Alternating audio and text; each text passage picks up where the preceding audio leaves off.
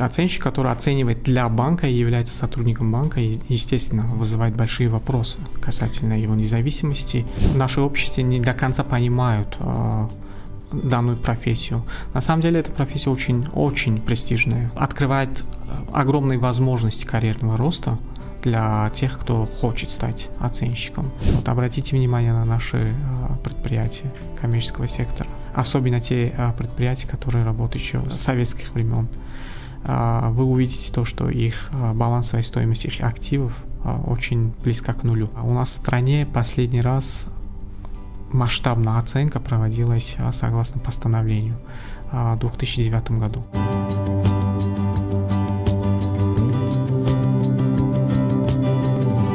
Бизнес-среда. Добрый день, это очередной выпуск цикла «Бизнес-среда», который мы пишем совместно с консалтинговой компанией РСМ Таджикистан. Меня зовут Зибота Джибаева, и сегодня у нас в гостях Мафтун Баротов, партнер по аудиту РСМ Таджикистан. Сегодня мы говорим об оценочной деятельности. Здравствуйте, Мафтун. Здравствуйте, Лева. Что такое вообще оценочная деятельность? Оценочная деятельность – это часть финансовой сферы, процесс, который используется для определения стоимости, используя разные методы и модели оценки для получения итогового результата. Что мы оцениваем? На самом деле, в теории можно оценивать все, что угодно. Но на практике чаще всего мы сталкиваемся с оценкой движимого, недвижимого имущества, бизнеса, то есть акции или доли компаний, или интеллектуальной собственности. Да, вот как раз про интеллектуальную собственность, потому что я все-таки хотела вернуться в законе об оценочной деятельности, да, Республики Таджикистан, как раз-таки идет интеллектуальная собственность. Что подразумевается? Есть определение, на самом деле, дается в нашем законодательстве об интеллектуальной собственности. Это разработки, нематериальные активы, разработки со стороны людей, которые носят определенную ценность. Бренд актив. Может быть? Бренд может быть, да, конечно. Для чего нужна вообще оценочная деятельность, оценка и кому она нужна? Образно можно разделить на несколько подгрупп. Кто пользуется оценкой, данной услугой. В первую очередь это банки. Для целей оценки залога они обращаются к оценщикам. Вторая группа – это предприниматели и инвесторы, которые ставят перед собой цель продать или купить компанию, или там осуществить сделку экономическую.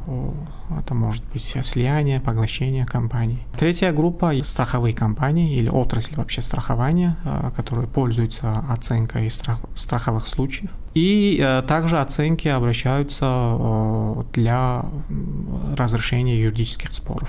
Такие вот самые, скажем, популярные виды обращения к услугам оценщиков в нашей стране. А какую роль играет вообще оценщик в современной рыночной экономике? Профессиональные услуги, в том числе и оценка, являются неким индикатором развитости экономики, активности рынка. Сама по себе, вот если считать, рыночная экономика, она основывается на предпринимательстве. То есть это экономические субъекты, когда между собой совершают экономические операции. И это как раз-таки приводит к тому, что есть необходимость оценивать стоимость активов, оценивать стоимость компаний, долей, акций. Поэтому мне кажется, то, что чем развитие экономика, тем больше есть потребность к профессиональным услугам, в том числе и оценщикам. И есть обратно, если смотреть, например, как оценщики влияют на рыночную экономику, да, мы можем сказать то, что если рассматривать, например, результаты работы оценщиков, когда мы получаем достоверную стоимость, будь это рыночная стоимость, будь это справедливая стоимость. Есть разные стоимости, которые могут оценщики определить. И правильное использование этих выводов, прозрачные, достоверные данные, опять же таки, да, приводят к чему? Приводят к тому, что бизнес может принимать правильное решение на основе полученных данных. То есть оценка, она идет как рядышком с аудитом, можно сказать, когда они способствуют тому, что пользователи получают правильные данные. У нас насколько развита вообще эта деятельность? У нас есть трудности, с которыми мы сталкивались очень долгое время в нашей стране. Очень долго разрабатывались наши национальные стандарты, но справедливости ради нужно сказать то, что последние 5-6 лет очень много было сделано. Обновили закон об оценочной деятельности, утвердили такие стандарты национальные. Процесс идет развития, но есть много недостатков, есть много барьеров для развития данной деятельности. Например, вот когда говорите недостатки и барьеры, хочется все-таки примеры услышать. В первую очередь, это кадровый потенциал.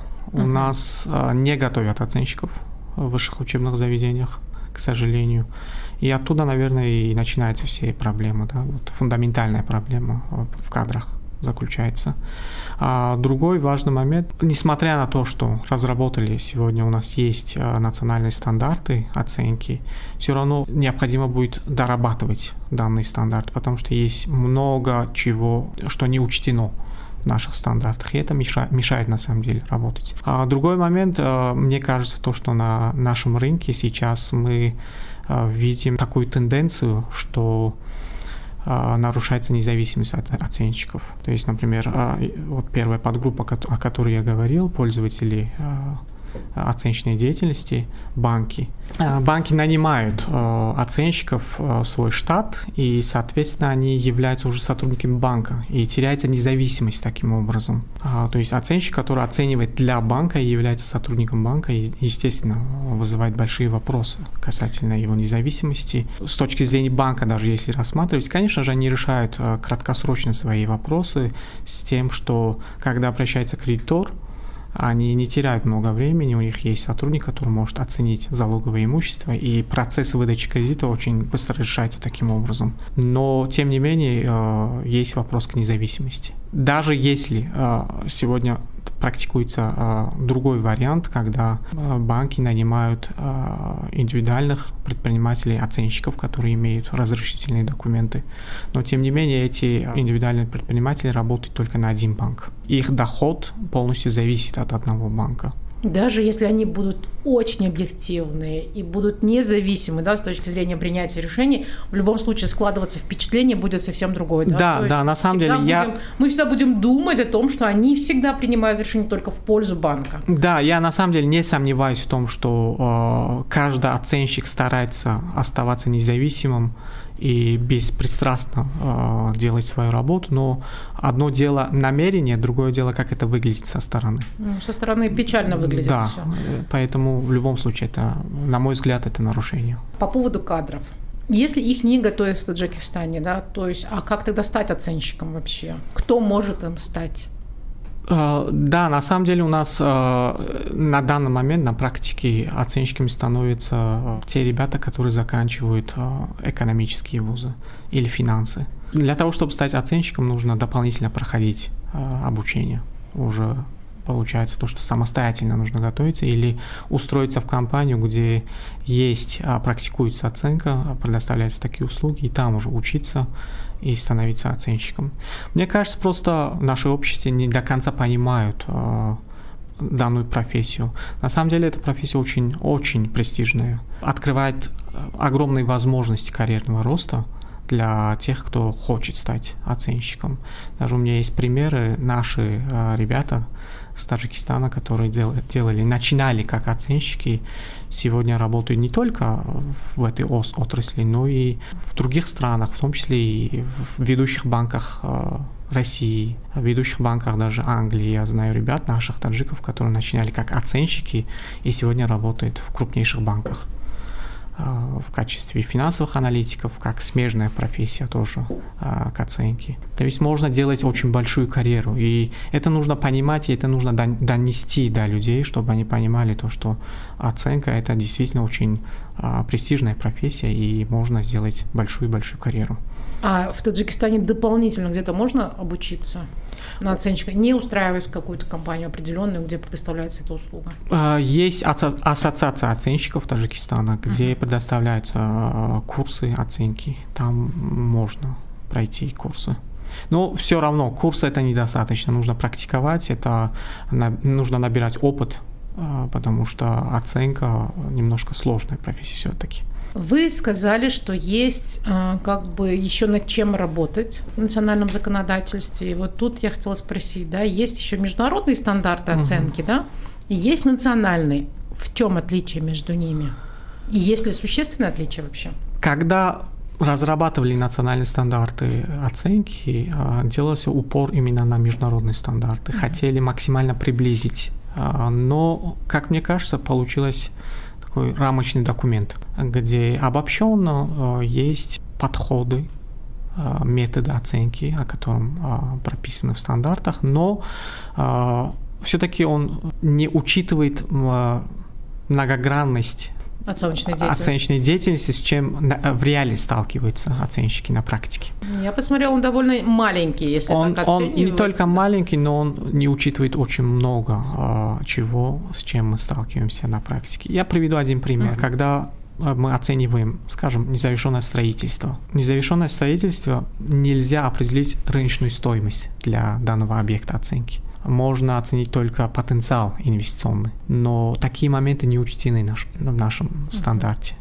Поэтому международные стандарты, они более многогранны. Там вы можете найти ответы на те сложности, на те моменты, с которыми вы сталкиваетесь на практике, чего, к сожалению, в нашем стандарте нет. Я очень надеюсь, что наш стандарт будет дальше дорабатываться, потому что в этом есть необходимость, и ситуация такова, что оценщики в Таджикистане должны соответствовать национальным стандартам. И это приводит к другим еще таким проблемам. Например, очень легко соответствовать, но тем не менее результат оценки, результат, который вы получаете, используя наши национальные стандарты, которые позволяют вам очень много возможностей для суждения оценщика.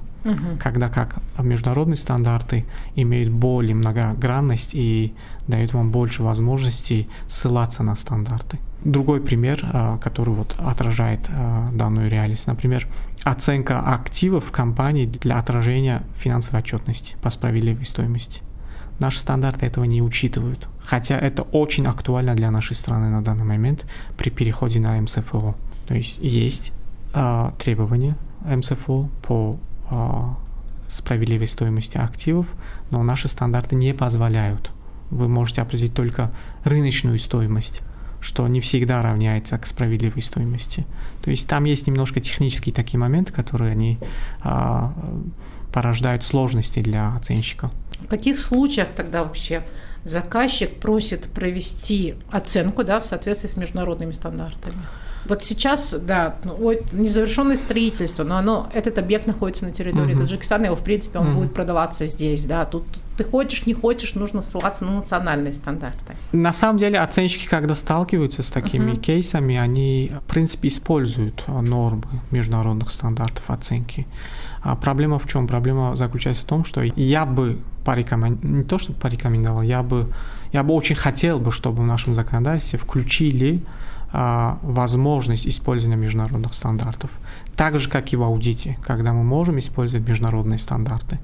Также в оценке я хотел бы увидеть это в нашем законодательстве. К сожалению, этого нет. В нашем законодательстве об оценочной деятельности прописано только национальные стандарты. Но на практике, конечно же, оценщики практикуют, используют международные стандарты, они ссылаются, они делают расчеты. Но в то же время, например, появляется такая проблема, что я видел очень много отчетов по оценке. Например, есть оценщики, которые составляют свою отчетность на 5 страницах, где описывается стандартный текст и результат их оценки. И это соответствует стандартам нашим национальным. Но в то же время есть компании, которые выпускают отчеты на 30, 40, 50 страниц, где детально, досконально приводят свои расчеты, прилагают доказательную базу, приводят все доводы, которые они использовали. Есть большая разница между двумя этими отчетами.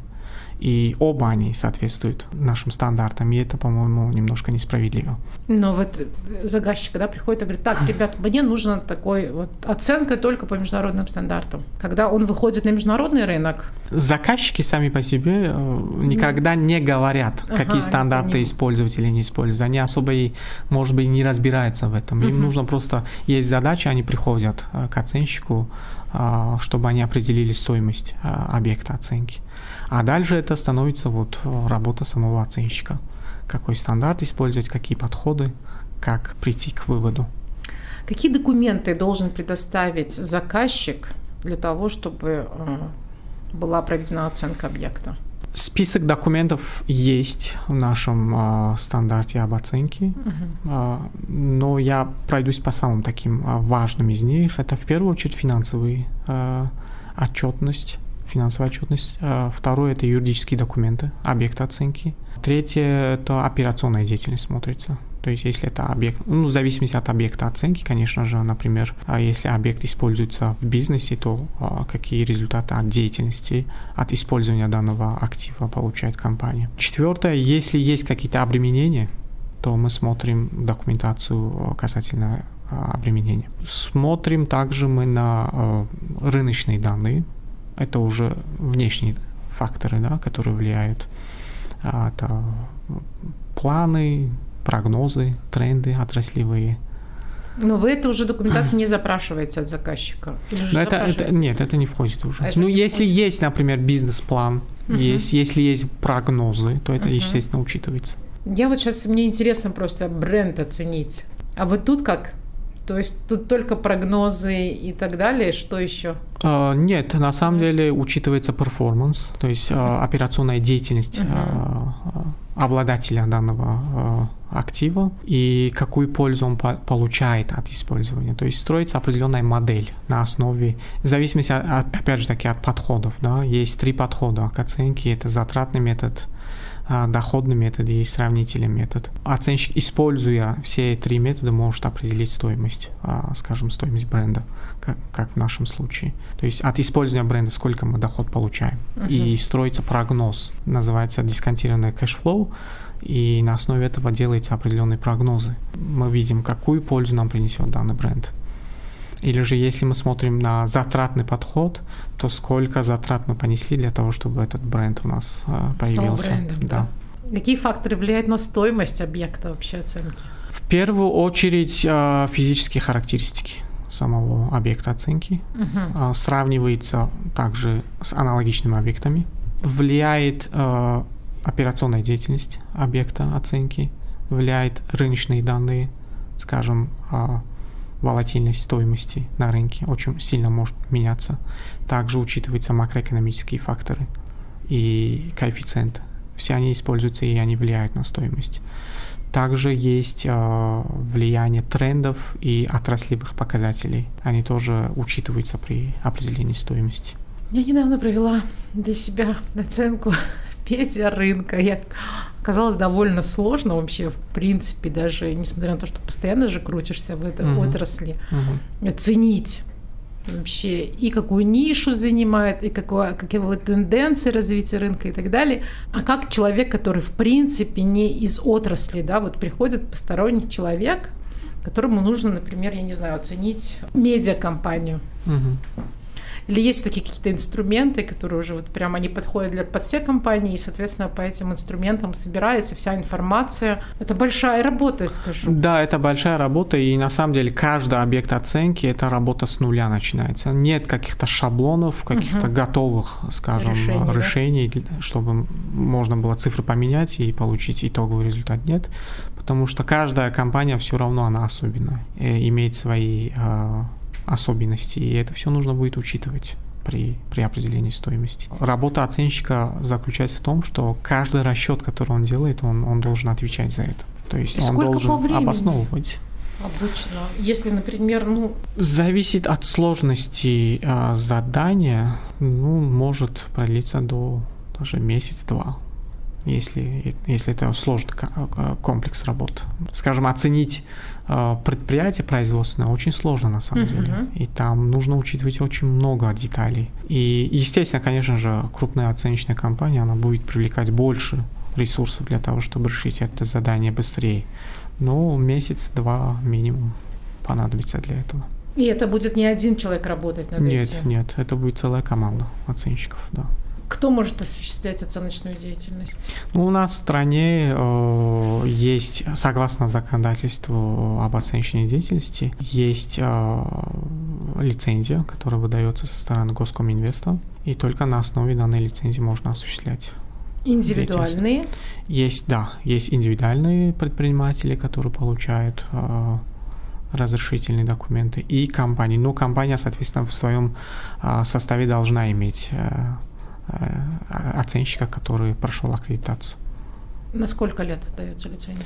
Дается на 5 лет. Мне кажется, это прям очень большая работа, и мне кажется, что она пока еще для Таджикистана прям, я не знаю, космос какой-то пока. На самом деле я не считаю, что это что-то вот глобальное, да. Мы должны к этому прийти. Рано или поздно мы должны к этому прийти, потому что мы, как страна, если выходим на международный рынок, мы будем сталкиваться с данной проблемой.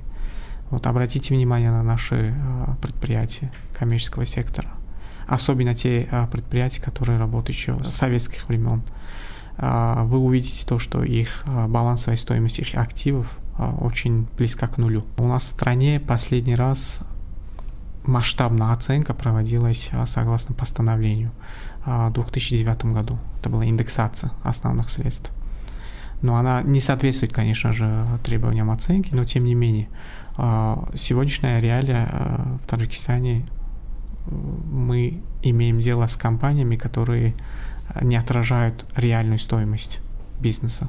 Если мы хотим быть конкурентоспособными, если мы хотим привлекать иностранные инвестиции, в первую очередь нам нужно заниматься этими вопросами. Не только аудит. Аудит вам дает достоверность финансовых отчетов. Оценка же дает вам реальную стоимость вашего бизнеса или активов, в зависимости от того, что мы оцениваем. И не имея этих результатов на руках, очень сложно привлекать иностранного инвестора, который доверится своей инвестиции. То есть сегодня инвестору, помимо того, что у него должны быть результаты финансового аудита, кто-то запрашивает ESG аудит, да, результаты, должна быть и оценка проведена. Смотрите, сегодня мы имеем дело с чем? Инвесторы перед тем, как вкладывать или выкупать доли в компаниях, или, скажем, когда происходит поглощение или слияние, они запрашивают услугу либо оценки, либо due diligence. Что это? Due diligence – это такой анализ, финансовый юридический анализ компании для того, чтобы выявить все риски компании. И чтобы знать, куда я иду, куда я вкладываю свои деньги и что меня ждет там дальше. И оценка тоже вот очень актуальным становится в данном случае, потому что любой инвестор хочет знать, да, у тебя в финансовых отчетах ты показываешь то, что имеешь активы на энную сумму, но реально ли эта сумма на данный момент отражает ее, скажем, рыночную стоимость или нет? Обычно сегодня мы имеем дело с этим, когда иностранные инвесторы требуют у потенциального объекта инвестирования подобный отчет. Или же, наоборот, сами нанимают, чтобы для них провели данный анализ. Спасибо большое. Я хотела напомнить, что мы этот цикл подкастов «Бизнес-среда» пишем с консалтинговой компанией RSM Таджикистан. Она также предоставляет услугу по оценке объектов, и Мафтун Баротов является партнером по аудиту RSM Таджикистан. Спасибо.